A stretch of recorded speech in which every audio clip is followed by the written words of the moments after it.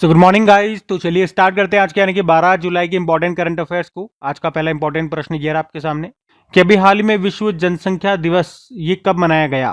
तो आंसर हो जाएगा 11 जुलाई को। तो वर्ल्ड पॉपुलेशन डे विश्व जनसंख्या दिवस ये हर साल 11 जुलाई को मनाया जाता है। मनाने का उद्देश्य है लोगों को जनसंख्या से जुड़ी समस्याओं और उनके समाधान के बारे में जागरूक करना। अच्छा, 11 जुलाई को ही क्यों मनाया जाता है? क्योंकि 11 जुलाई 1987 को दुनिया की आबादी 5 अरब 5 बिलियन होने का अनुमान लगाया गया था और इस दिन को 5 बिलियन डे कहा गया। इसके बाद 1989 में यूनाइटेड नेशन डेवलपमेंट प्रोग्राम ने हर साल 11 जुलाई को विश्व जनसंख्या दिवस मनाने का निर्णय लिया। इसीलिए 11 जुलाई को ही ये दिवस हम मनाते हैं। थीम भी है। थीम क्या है? युवाओं की आशाओं और आकांक्षाओं को साकार करना आज और भविष्य में। इंग्लिश में बोलोगे तो realising the hopes and aspirations of young people now and in the future. ठीक है, तो 11 जुलाई विश्व जनसंख्या दिवस। देखें एक बार फिर से जुलाई में अभी तक कौन कौन से दिवस हमने मनाए। तो 1 जुलाई को राष्ट्रीय चिकित्सा दिवस, 1 जुलाई को जीएसटी डे, 1 जुलाई को राष्ट्रीय डाक कर्मचारी दिवस, 2 जुलाई को विश्व खेल पत्रकार दिवस, 3 जुलाई को international plastic bag free day, 4 जुलाई को अंतर्राष्ट्रीय सहकारिता दिवस, 6 जुलाई को विश्व ग्रामीण विकास दिवस, 6 जुलाई को विश्व जूनोसिस दिवस, 10 जुलाई को वैश्विक ऊर्जा स्वतंत्रता दिवस के रूप में हमने मनाया। ठीक है, तो अभी तक जुलाई के ये सारे दिवस हम मना चुके हैं, ध्यान में रखना। अगला प्रश्न देखते हैं। फिर अगले में पूछ रहे हैं अभी हाल ही में मानस और महाभारत अंतर्राष्ट्रीय सभ्यता अध्ययन केंद्र का उद्घाटन कहाँ पर हुआ? तो आंसर होगा बिश्केक में। तो बिश्केक ये किर्गिस्तान की कैपिटल है। तो किर्गिस्तान के राष्ट्र महाकाव्य मानस और भारत का जो महाभारत है, इनके बीच साझा सांस्कृतिक विरासत का अध्ययन करने के लिए अभी नई दिल्ली के international centre for studies of international relations CSIR मतलब इसने बिश्केक में एक अंतर्राष्ट्रीय केंद्र स्थापित किया है। किसके लिए? मानस और महाभारत के बीच साझा सांस्कृतिक विरासत का अध्ययन करने के लिए। कहाँ पर? बिश्केक में। तो महाभारत ये भारत का सबसे प्रसिद्ध महाकाव्य है, उसी तरह से मानस ये किर्गिस्तान का सबसे बड़ा और प्रसिद्ध वहाँ का राष्ट्र महाकाव्य है। तो अब दोनों देशों के विद्वान इन दोनों महाकाव्यों को साथ में अध्ययन करेंगे और जानेंगे कि दोनों सभ्यताओं में क्या समानताएं और क्या अंतर है। और किर्गिस्तान का जो ये महाकाव्य है मानस, इसका पहला हिंदी अनुवाद भी अभी जारी कर दिया गया, मतलब हिंदी में आप इसको पढ़ सकेंगे। ये अनुवाद किसने किया? तो प्रसिद्ध भारतीय विद्वान हैं प्रोफेसर हेमचंद्र पांडे और प्रोफेसर रमाकांत द्विवेदी। इन्होंने इसका हिंदी में अनुवाद किया है, जो कि किर्गिस्तान का राष्ट्र महाकाव्य है जिसका नाम है मानस। अब बात किर्गिस्तान की है तो ये रहा मैप में किर्गिस्तान। ये एक सेंट्रल एशियन कंट्री है। कैपिटल बिश्केक होती है, करेंसी है किर्गिस्तान। अच्छा, आपको जरूर याद होगा भारत और किर्गिस्तान के बीच में एक मिलिट्री एक्सरसाइज होता है, इसका नाम है खंजर अभ्यास। ठीक है, तो ये ध्यान में रखना। अगला प्रश्न हम देखते हैं। फिर अगले में पूछ रहे हैं अभी हाल ही में समृद्ध ग्राम परियोजना को वर्ष 2026 में कौन सा अंतर्राष्ट्रीय पुरस्कार मिला? तो आंसर होगा WSIS अवार्ड 2026। तो अगर हम बात करते हैं ये जो परियोजना है समृद्ध ग्राम, ये किसकी है? तो आप कहोगे भारत के दूरसंचार विभाग की ये एक परियोजना है, नाम है समृद्ध ग्राम, और इसी को अभी WSIS अवार्ड 2026 से सम्मानित किया गया। ये पुरस्कार इसे अभी जेनेवा स्विट्जरलैंड में आयोजित विश्व सूचना समाज शिखर सम्मेलन यानी कि WSIS फोरम 2026 का आयोजन जो हुआ था वहीं पर दिया गया। कौन देता है? International telecommunication union. तो WSIS का फुल फॉर्म क्या होता है? World summit on the information society. अच्छा, ये परियोजना है क्या? समृद्ध ग्राम परियोजना क्या है? तो आप कहोगे समृद्ध ग्राम एक ग्रामीण डिजिटल विकास योजना है। ये भारत नेट के तेज इंटरनेट नेटवर्क पर आधारित है। इसका उद्देश्य है गांव में समृद्धि केंद्र स्थापित करना और इन केंद्रों पर ग्रामीणों को एक ही स्थान पर कई डिजिटल सेवाएं मिलती है। किस तरह की सेवाएं? स्वास्थ्य सेवाएं, बैंकिंग और वित्तीय सेवाएं, सरकारी सेवाएं, कृषि सहायता सेवाएं, शिक्षा और कौशल विकास सेवाएं। ये आपको सभी एक ही स्थान पर यहाँ पर मिलती हैं। और भारत नेट क्या है? हमने कहा ना, ये जो सेवा है, ये जो योजना है, ये भारत नेट के तेज इंटरनेट नेटवर्क पर आधारित है। तो भारत नेट क्या है? तो आप कहोगे देखो, पहले आपको ये बता दूं, इसको लॉन्च किया गया था शुरुआत में 2011 में, लेकिन तब इसका नाम था राष्ट्रीय optical fibre network, national optical fibre network. लेकिन फिर बाद में 2015 में इसका नाम बदलकर भारत नेट कर दिया गया। मुख्य उद्देश्य क्या है इसका? कि देश की सभी ग्राम पंचायतों को हाई स्पीड ब्रॉडबैंड नेटवर्क प्रदान करना। ठीक है, तो इसमें ये 3 बातें अगर आपको शॉर्ट में याद रखना है, 3 बातें याद रख लो कि दूरसंचार विभाग की जो परियोजना है समृद्ध ग्राम परियोजना, इसी को अभी world summit on the information society award 2026 मिला। शॉर्ट में बोलोगे तो WSIS अवार्ड 2026 इसको दिया गया है। कौन देता है? इंटरनेशनल टेलीकम्युनिकेशन यूनियन के द्वारा दिया जाता है। अच्छा, अगर आप जानना चाहो कि इंटरनेशनल टेलीकम्युनिकेशन यूनियन का मुख्यालय कहां पर है, यहीं पर है, जेनेवा स्विट्जरलैंड में। ठीक है, तो ये भी ध्यान में रखना। अगला प्रश्न देखते हैं। फिर अगले में पूछ रहे हैं, अभी हाल ही में AISHE रिपोर्ट 2023-24 के अनुसार हायर एजुकेशन में सर्वाधिक नामांकन किस राज्य में दर्ज हुआ? तो सही उत्तर हो जाएगा उत्तर प्रदेश। तो केंद्र सरकार के शिक्षा मंत्रालय ने अभी all India survey on higher education की एक नई रिपोर्ट जारी की है और उसमें बताया गया कि भारत में कॉलेज और विश्वविद्यालयों में पढ़ने वाले छात्रों की संख्या बढ़ी है। खासकर महिलाओं, ST, SC और OBC वर्ग की भागीदारी में अच्छी बढ़ोतरी हुई है।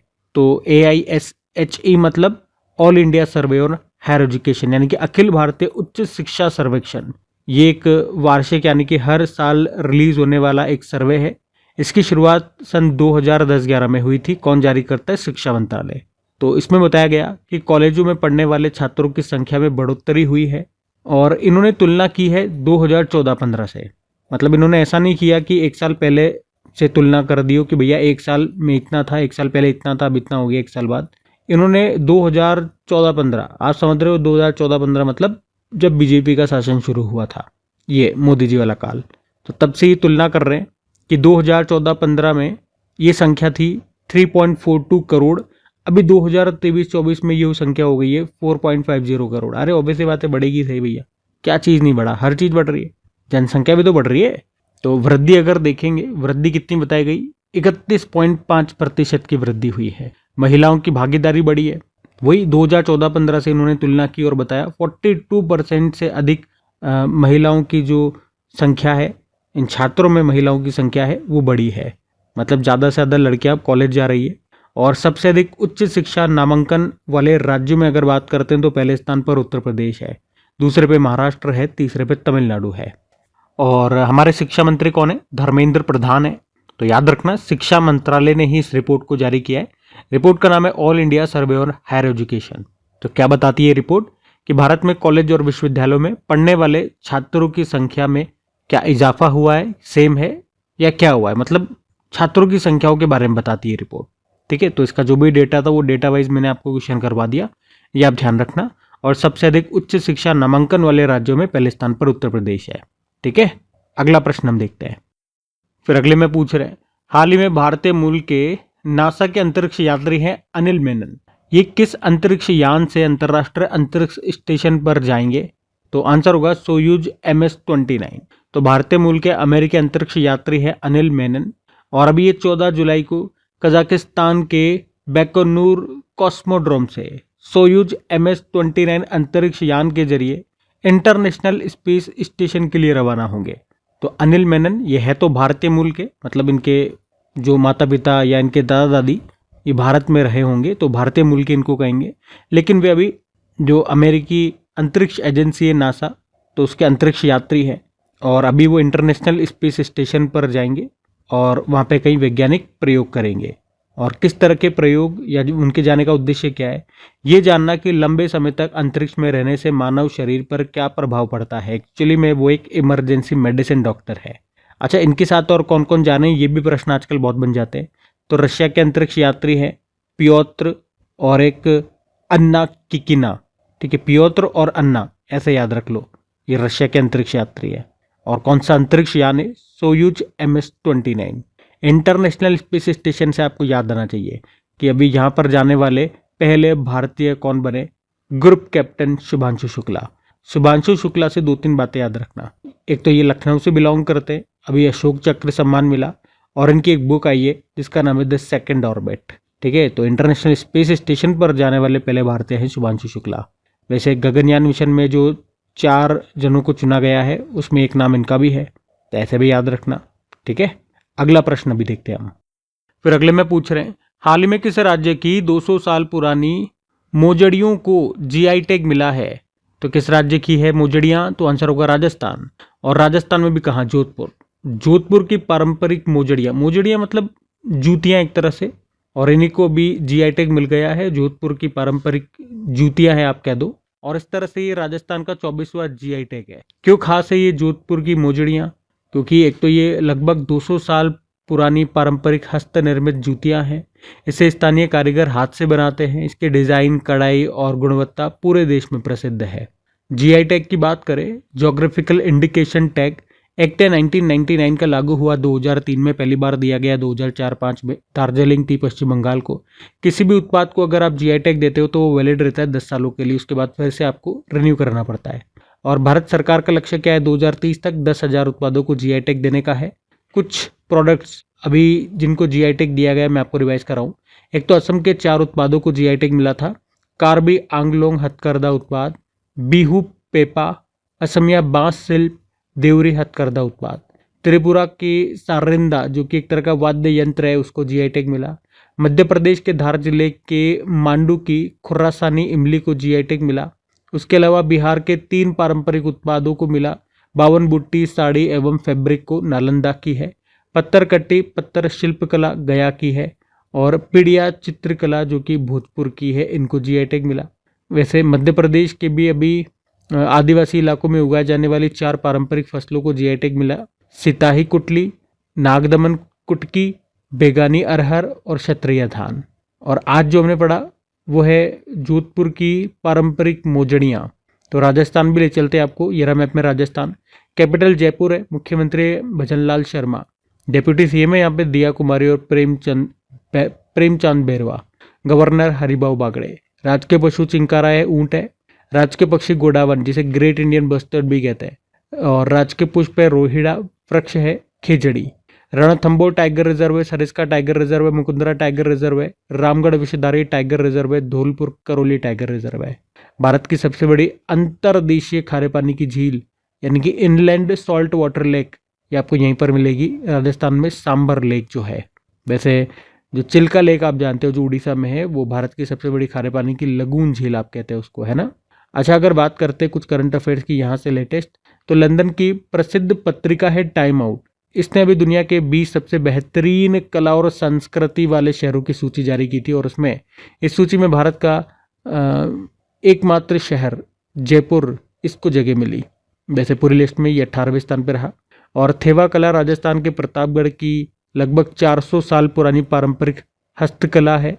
और ये भी न्यूज़ में क्यों थी? क्योंकि पीएम मोदी जब स्लोवाकिया की यात्रा पर गए थे तो वहाँ उन्होंने वहाँ के जो राष्ट्रपति पीटर पेलेग्रिनी, उनको थेवा डिज़ाइन वाले कफलिंक यानी कि एक तरह से आभूषण उपहार में दिए थे। ठीक है, तो ये न्यूज़ में थी थेवा कला, जिसको जीआई टैग मिल चुका है 2014 में। अभी 29 नंबर का राष्ट्रीय ई गवर्नेंस सम्मेलन 2026 हुआ जयपुर राजस्थान में। और नरेंद्र मोदी ने राजस्थान के बालोतरा जिले के पचपदरा में HPCL राजस्थान रिफाइनरी लिमिटेड का उद्घाटन किया।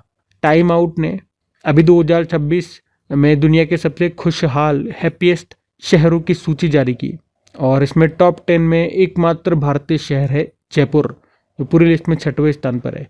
ठीक है, तो ये सारी बातें ध्यान में रखना। अगला प्रश्न देखते हैं। फिर अगले में पूछ रहे हैं, अभी हाल ही में राष्ट्रीय बाघ संरक्षण प्राधिकरण की 29वीं बैठक कहां पर हुई? तो आंसर होगा, तो अभी 9 जुलाई को राष्ट्रीय बाघ संरक्षण प्राधिकरण NTC, national tiger conservation association, इसके भी 29 नंबर की बैठक हुई कोयम्बटूर तमिलनाडु में। और इसकी अध्यक्षता हमारे केंद्रीय पर्यावरण वन व जलवायु परिवर्तन मंत्री भूपेंद्र यादव, उन्होंने इसकी अध्यक्षता की। तो NTCA क्या है? राष्ट्रीय बाघ संरक्षण प्राधिकरण। तो याद रखना, इसकी स्थापना हुई थी 2005 में। तो ये भारत में बाघों और उनके आवासों की, टाइगर रिजर्व्स की सुरक्षा के लिए काम करने वाली एक संस्था है। और इसे पिछले साल जो हुई थी बैठक, 28 नंबर की इसकी जो बैठक हुई थी, जो 2025 में हुई थी, कहाँ पे? पश्चिम बंगाल के सुंदरबन बाघ अभ्यारण्य में हुई थी। इस बार कोयम्बटूर तमिलनाडु में इसकी 29 नंबर की बैठक हो रही है।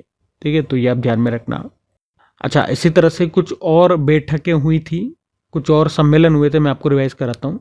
जैसे अभी 11वां रायसीना संवाद 2026 का आयोजन हुआ, मतलब रायसीना डायलॉग भी हुआ था नई दिल्ली में। इसमें चीफ गेस्ट थे फिनलैंड के प्रेसिडेंट अलेक्जेंडर स्टाप। 37 नंबर की मोबाइल वर्ल्ड कांग्रेस 2026 का आयोजन बार्सिलोना स्पेन में हुआ। अंतर्राष्ट्रीय मलेरिया सम्मेलन हुआ नई दिल्ली में। शीत जल मत्स्य पालन कोल्ड वाटर फिशरीज पर अपनी तरह का पहला राष्ट्रीय सम्मेलन श्रीनगर में हुआ।